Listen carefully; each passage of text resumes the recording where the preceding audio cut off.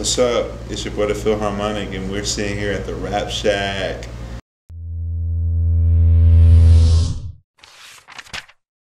So who is Philharmonics for those who don't know you?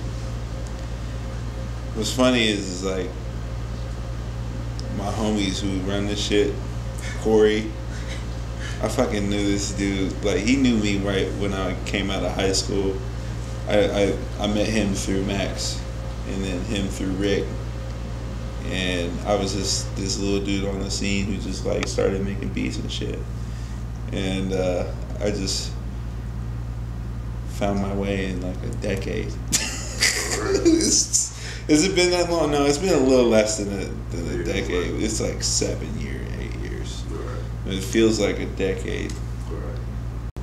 How would you describe your sound? And and like you said, I know you, and I don't even want to make it too personal. Like, I want to take you to, because to me you are standing here as somebody different. You know what I mean? Like, I know him for this, but if we all grown shit. So, just talking about the rapping part of you. You know what I mean? And how would you describe your just sound overall? It's funny. What type of music is it? It's more R&B soul, and it has a hip hop vibe to it. Mm-hmm. I think it's over the years I've learned how to find my voice instead of being the producer on other people's projects. I decided to be the voice on my own, and that was a really fun process because it's just I got to blossom into who I was fully. And I just didn't know how to express that. It took a while to really learn how to express it, and I'm still like learning the ins and outs and what inspires me in that process, and just really finding my voice and telling my story any way that I can. Like, what was like the thing that made you go from producing? I'm not saying you still don't, but I'm sure you're still producing shit. Oh yeah, I produce all my work. That's like an ego thing for me a little bit. Like, he's like, I wrote all this fucking music, nobody touched this shit. But like, you kind of get tired of it after a while. Mm-hmm. Sometimes the burden gets heavy. Sometimes you go through writer's blocks, things of that nature. But like, the thing for me that like was the changing point is like, because I was in the Christian music scene for hella years, and like I started just like not seeing anything blossom. I was like, if you don't get out of this, you're gonna be working at McDonald's for the rest of your life. And so I'm like, okay, it's just a long story short. I started seeing things within that religious aspect that didn't make sense to me, and I started to think for myself. And I was like, yo, I only got one life to live. I'm gonna do this my way. And so I was like, look, I could do for the first few months when I had that mentality, I was like, okay, I'm gonna do all this production stuff, get really good at production, but then someone was like, no, you gotta rap and sing over your own shit. You gotta be that guy. And so that, I think, like, leaving religion was like the most important thing in the aspect. I mean, I believe in God, you know what I'm saying? I believe there's a higher power in the universe. I don't believe that like is attributed to anything, but knowing that I'm in control of this life, and the work that I decide to put into it is what's going to come out of it. And so, realizing that I'm actually going to die one day kind of puts a little pep in my fucking step, just to like really just work my ass off and try to make what I want for my life to happen. Yeah. Talk about the new single, Drug, bro. That shit is fucking amazing, bro. I seen the little clips. I'm like, what the fuck? You feel me? That shit was crazy. Video, all that. I think like with a lot of people when they become rappers, right? And I'm guilty as hell for this shit. Is that, when we get into music, it's like there's a part of it that's a passion, but there's also a part of it to make money where you don't have to work at something that you hate. So it doesn't feel like work. That's why most people get into music, is because they want to make money without having to work. And under the system we live in, I'm starting to realize that's impossible. You always got to sacrifice something. And so like, as much as all of these accolades that I've been having as an artist, that people see, like, look at you doing your thing, I'm fucking poor, fucking broke. I mean, some of that is because I don't know how to manage money, and I like going out to eat a lot. But the other side of it, is also that the life of a musician financially is hella inconsistent. You have really good seasons in the summer where all the festivals are going on, and then you have your winter seasons where nobody wants to come out because it's too cold. Nobody wants to buy shit. Everybody's doing stuff with their families because of the holidays. And so, you know, artists are the real victims. And so, like, over the past few months, I've never, even at the point in my career, like, even when I was on the rise, I saw more money last year than I did this year during this time. And so it's kind of like discouraging in a way, and it's kind of like contradictory to what's really happening in my career. And I'm like, this doesn't make any fucking sense. It's like, you know, I was like, do I really want to get a job and go back to school? And it's like, maybe this music shit isn't working out. Or it's like, or I could just maybe sell drugs, because that's like, you know, selling Adderall on college campus for some fast money. You know, I really had those tempting ass thoughts, and I don't judge people that do it, because I understand, like, at the end of the day, you know, the first law of human nature is self-preservation. And so, like, if people got to feed their families, if you got somebody that has felony charges, they don't hire people for regular jobs. I don't understand what the fuck else you're gonna have them do except sell drugs or try to rob a bike off of a lawn to pawn it for money so they can feed their family. You know, it's really just speaking of the economic system, and like, I'm also suffering from it. And so, but I wanted to make something that was funny, because, you know, even in the midst of pain, I like putting it into light, not only for other people, but mainly for myself. And so I had to look at this in somewhat of a positive, funny way, because it's just hella funny. It's like, man, you're like all the way, you're on Sway, you're doing all these things, and here I am, like, ready to work at a fast food place in the hood near you. Like, you know, like, shit. So, talking about my poor money management. Sometimes you make poor ass decisions, but there are money decisions that we make that appear like poor decisions, but really are investments. And so this was what I like to consider an investment. I'm like, you know what? I get to be on one of the fucking biggest hip-hop radio shows in the country, hopefully for some clout that will bring more money in the future.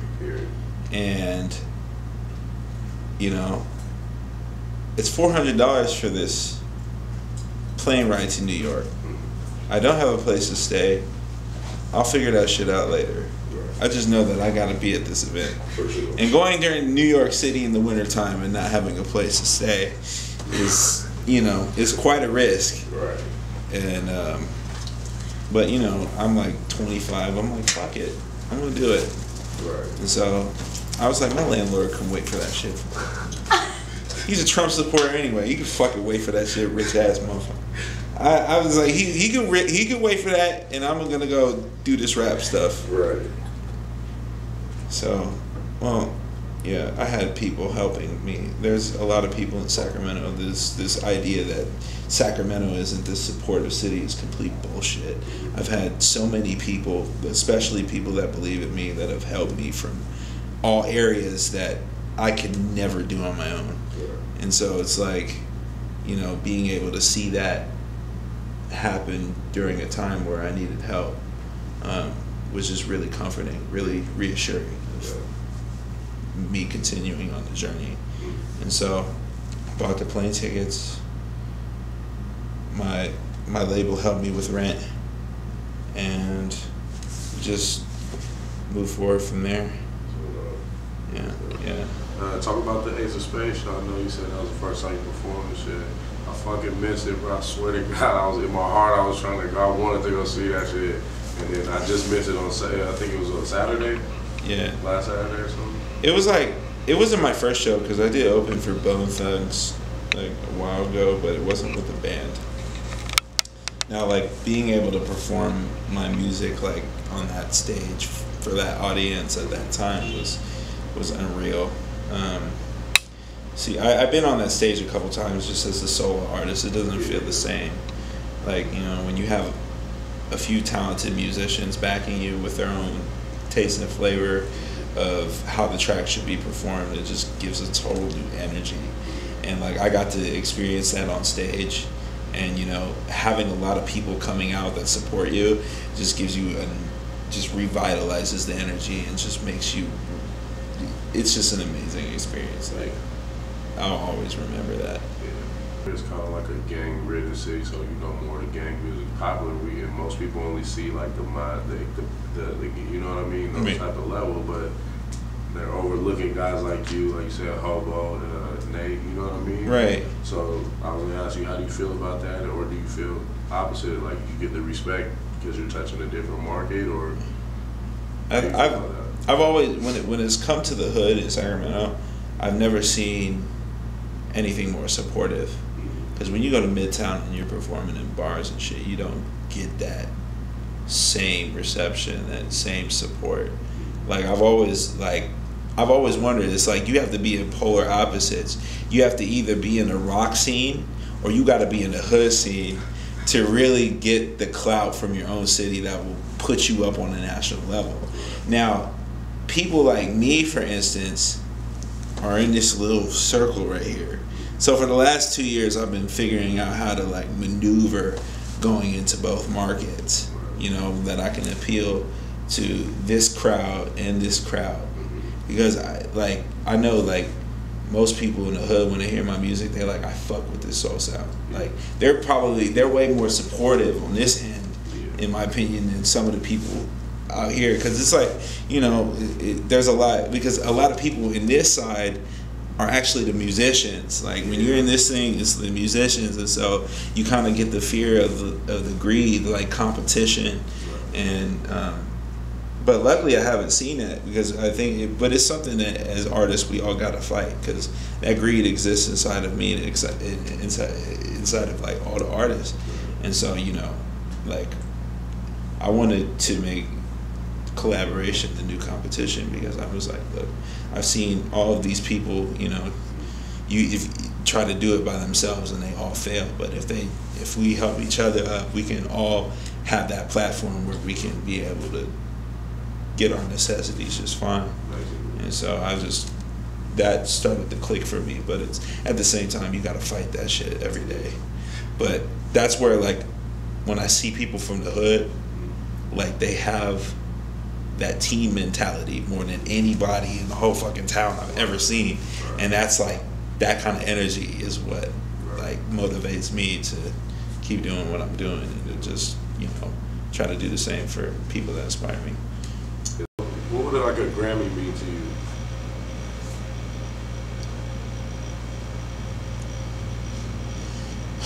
All it is a trophy. A trophy for votes. You know, that's how politicians get votes. I hear how musicians get Grammys, so, you know, if I have to pay for that shit. If I get a Grammy and I'm still poor, then that Grammy means I would sell it. Sell it to buy a house. Sell it for inner peace. It doesn't bring me inner peace at all. That's just like, if I really wanted a fucking Grammy, I would go get a real trumpet, because it's like a real one. It like plays beautiful sounds. I don't know, man. I don't, it doesn't, I was like, I want to have like 29, 30 Grammys. I want to be like, I'm like, I don't really care. Yeah. Yo, it's your boy Philharmonic, coming out of Sacramento, California, and we are on Sacramento's very own Rapshack.